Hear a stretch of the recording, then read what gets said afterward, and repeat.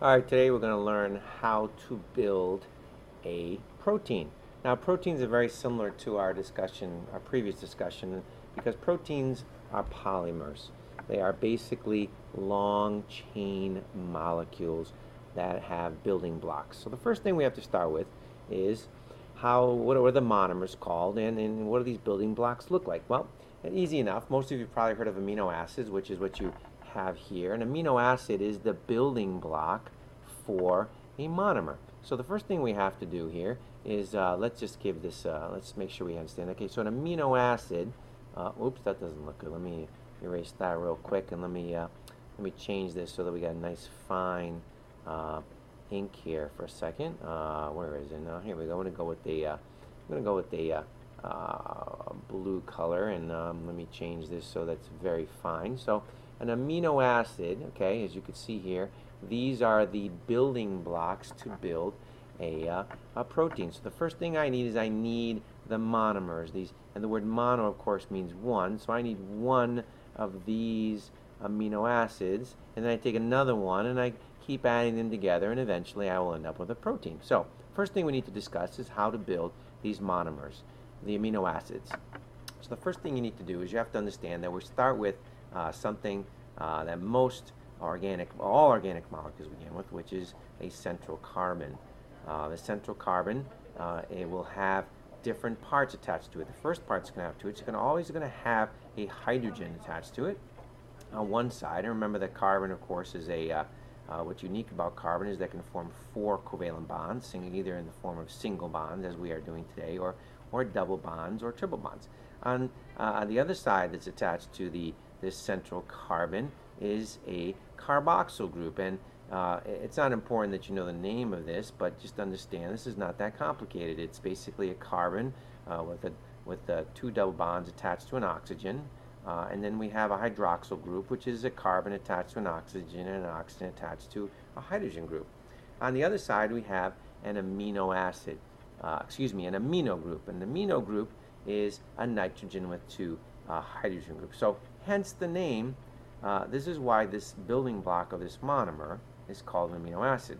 There is the amino part, which, as you can see, is here. This is the amino part right here. This is the amino part, and this is the acidic part, and that's why it's called an amino acid. So pretty straightforward. I mean, that's where it gets its name, and this is the beginning step of what we want to do. Now, as you can see here, we still have an open section here. In other words, we still have this spot on the carbon that can accept, still needs a bond there. And this is where the amino acid becomes interesting. So let me just erase this here real quick, and let me show you what's going to go there. Attached on the last and final slot where the carbon is going to be something called an R group. Now, an R group is very generic. It's basically like a variable. You can put different things in the R group. So for example, if I take this R group and instead of just leaving it blank, if I replace it with a hydrogen, I now created an amino acid. And the name of this amino acid, when there is a hydrogen here, is called methionine. And let me write that out for you. So if we had this hydrogen here, it would be called methionine. Now, the nice thing about this is it's very simple. We have 20 different amino acids, and the reason we have 20 different amino acids is because we take this and we replace it with something different. So instead of having hydrogen, I no longer have methionine. If I was to have this side group, or this R group, it now would take on a different name, and it would be called a different type of amino acid. So just to recap, if I want to build a protein, the first thing I need to do is learn that the building blocks for a protein are amino acids, and the amino acids have 2 sections. They have an amino part, okay, and which is listed here, and I'll just drag this over. This is the amino part of the amino acid, and then we also have an acidic part, hence the name amino acid. And the acidic part is on this side of the carbon, and hence the name amino acid. So all I have to do now at this point, guys, is to take this group right here. If I take this group, and if I was to then move it, all right, I now have an amino acid, and all I have to do is take this amino acid and I simply attach it to something different. So let me just scroll up here so I could show you what I'm referring to. And here is, again, here is a generic amino acid with the carbon, the amino group, and the acid group, the hydrogen, the different R groups. Now if I want to start building a protein, I need different amino acids, and as you can see, the different amino acids each have different R groups. So this amino acid is called leucine because it has this R group. This amino acid is called serine because it has this R group. And this amino acid is called aspartic acid because it has this R group. Now, how do I actually begin to build a protein is the process of what we like to call polymerization. So how does this work? So the first thing you're going to see here is I have, in order to make a protein, I need a polymer. In order to make polymers, I need the monomers, and also what I need to start with is amino acids. So the first thing I need to do is I need to grab an amino acid. I need to take this amino acid and I need to attach it to another amino acid. And if I keep doing this over and over again, eventually I will make the beginning part of a protein. Now, in order to combine these two things, you'll notice the way I've arranged them. The way this works is through a process called dehydration synthesis. And let me just write that out for you so you can see what I'm talking about. It's called dehydration synthesis. And what this process is, it is a chemical process where we dehydrate, we remove a molecule of water, and in the process we synthesize something, or we make it. So let me illustrate this process of dehydration synthesis. We first need two, let me just smooth these up a little bit. You need two amino acids.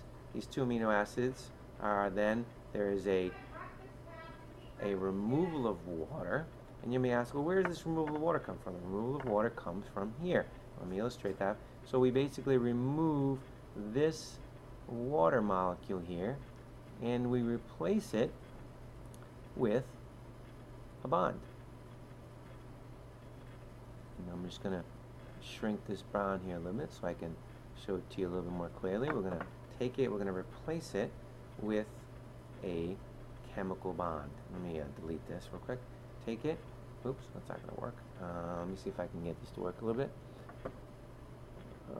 Alright, and then eventually what we're going to have, ladies and gentlemen, is what we call the beginning of a protein. And here's this process illustrated for you in greater detail. There's a water molecule, there's the process of dehydration, and there's the bond that I was referring to.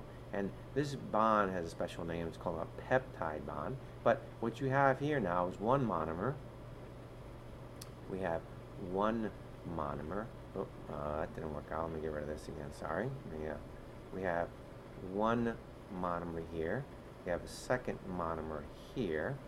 And when we take these two monomers, we end up with here's the original one here. As you can see, there's the original one.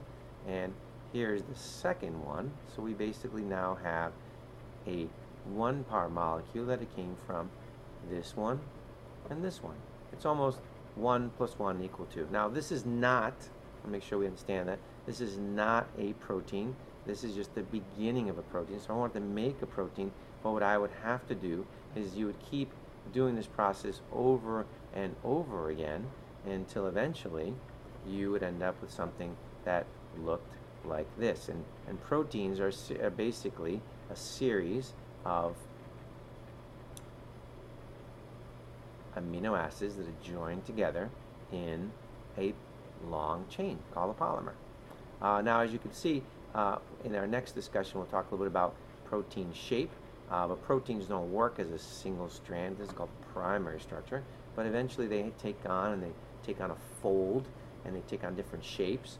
And eventually they end up with a very specific shape, as you can see here. And these shapes is what is going to ultimately be very important in determining the structure of a protein. But just to review, if you really want to make a protein, you first have to start with the amino acids, and it's a very simple process of dehydration synthesis. Thank you.